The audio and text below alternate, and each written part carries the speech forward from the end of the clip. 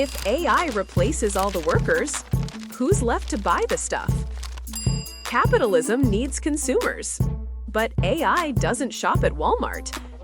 Consumers need income, but if AI does all the work, who earns? This isn't some distant future. It's happening right now, with data we can track in real time. In today's episode, we're diving into why we're living through late-stage capitalism's endgame, what the data actually shows, whether paying people to do nothing could actually work, and what comes next.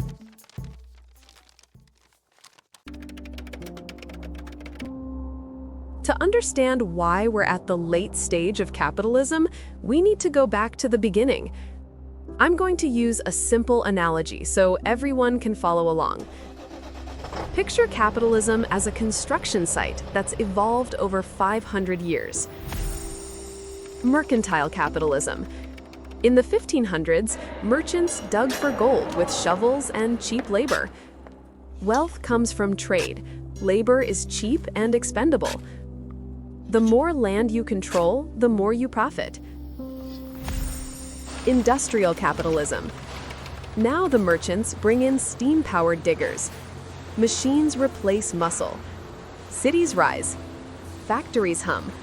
Workers are still needed, but now they're cogs in a system.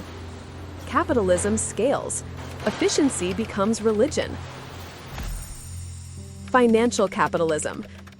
The diggers are managed by architects who never touch dirt. They sell shares in the hole, speculate on its depth, profit from the idea of digging. Labor? Still there, but increasingly invisible. Capitalism abstracts itself. Money makes money. Late-stage capitalism. Now we've got AI. The excavator that needs no lunch breaks, no benefits, no wages. It can dig faster than any team. The company fires the workers. Productivity soars. Profits hit record highs. But suddenly, nobody left at the site can afford to buy the dirt. That's the paradox. Each company makes a rational decision to automate, but collectively, they're sawing off the branch they're sitting on. For most of capitalism's history, new industries absorbed displaced workers. The cycle continued. AI breaks that pattern.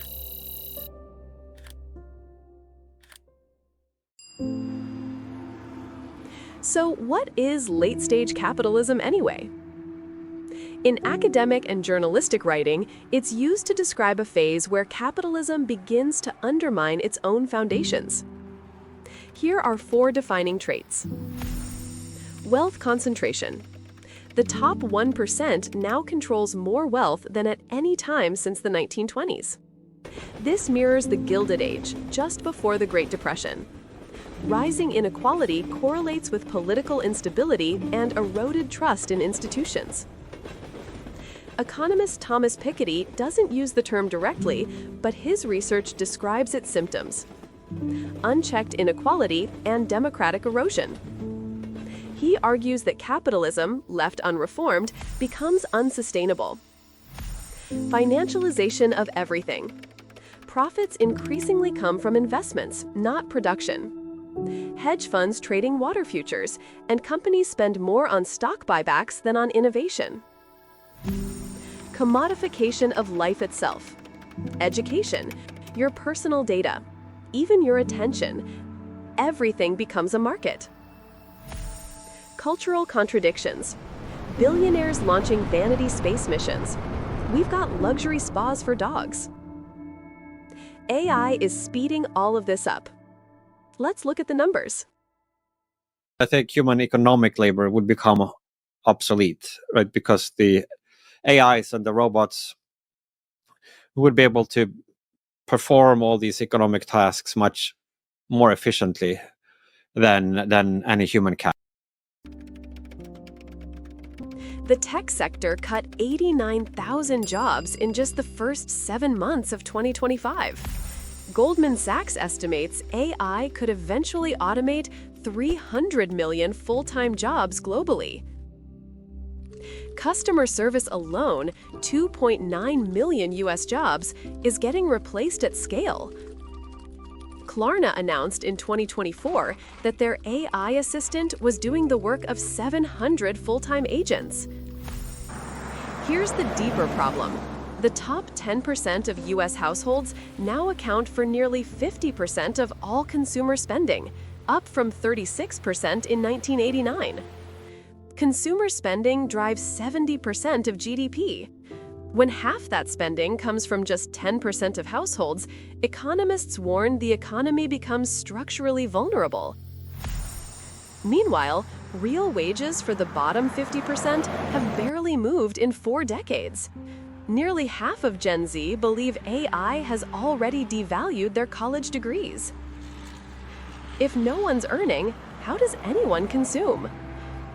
One idea keeps coming up. The most common solution people propose is universal basic income, basically paying people whether they work or not. But does it actually work? And more importantly, where does the money come from? Let's start with whether it works. In Kenya, the world's largest UBI study gave monthly payments to over 20,000 people. The results? Recipients became more entrepreneurial, not less. They invested in businesses, bought livestock, increased their earnings. The biggest concern about UBI has always been, will people just stop working? So the largest US study tested exactly that, giving 3,000 people $1,000 monthly for 3 years. Recipients worked slightly less, but used the financial cushion to make better choices. Some went back to school, others started businesses, and many took time to find jobs that actually matched their skills, instead of taking the first available option out of desperation. But here's the catch. A UBI providing $1,000 monthly to American adults earning below 300% of the poverty line would cost about $1.1 trillion annually. That's roughly half of current federal income tax revenue. So, where does the money come from? Several proposals exist. Tax AI-driven profits. Corporate profits hit record highs of $3.2 trillion annually in 2023. Wealth taxes on fortunes over $50 million. Redirect existing welfare spending. The US already spends over $1 trillion on fragmented programs. Carbon taxes could generate $200 to $300 billion annually. Economist Lawrence Summers warns that large-scale UBI could fuel inflation, especially if funded by deficit spending. Others worry UBI becomes a subsidy for low-wage employers. These are valid concerns, but doing nothing is not an option.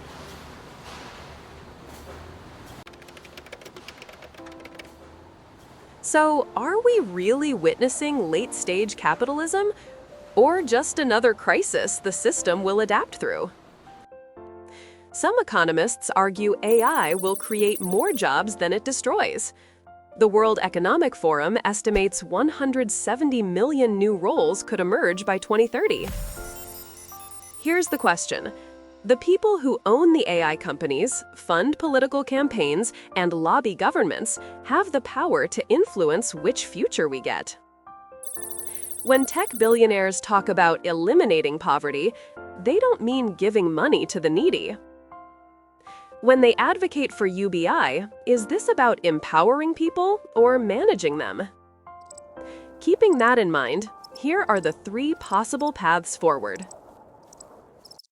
UBI-stabilized capitalism.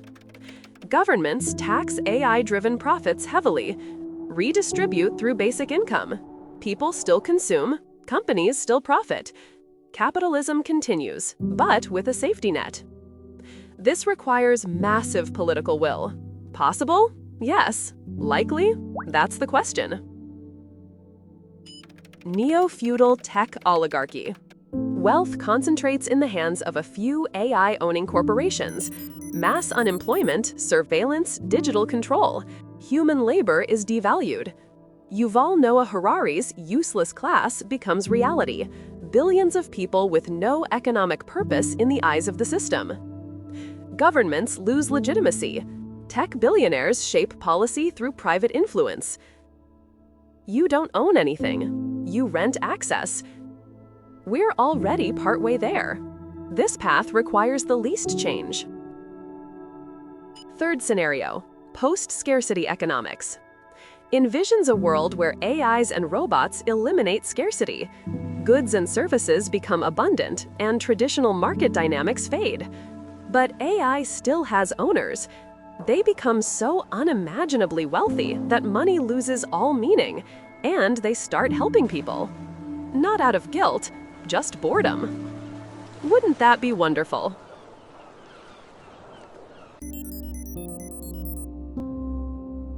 Here's what we know for certain. AI is replacing jobs faster than new ones appear. Wealth is pooling at the top, echoing the 1920s.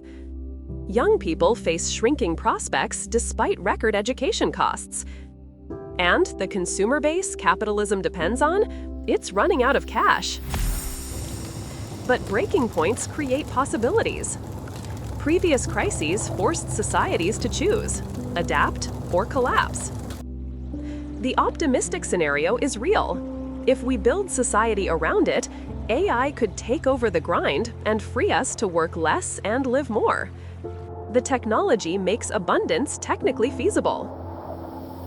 The pessimistic scenario is equally real. AI could concentrate power further than ever before. A tiny elite owns everything. The rest subsist on digital breadcrumbs while democracy withers.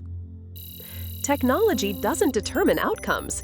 The same AI can liberate or dominate, depending on who controls it and how we structure society around it. If AI replaces all the workers, who's left to buy the stuff? That question has answers. We just have to choose one. Will we build a society where AI serves humanity, or where humanity serves AI's owners? The machines are here. The question is, who do they work for?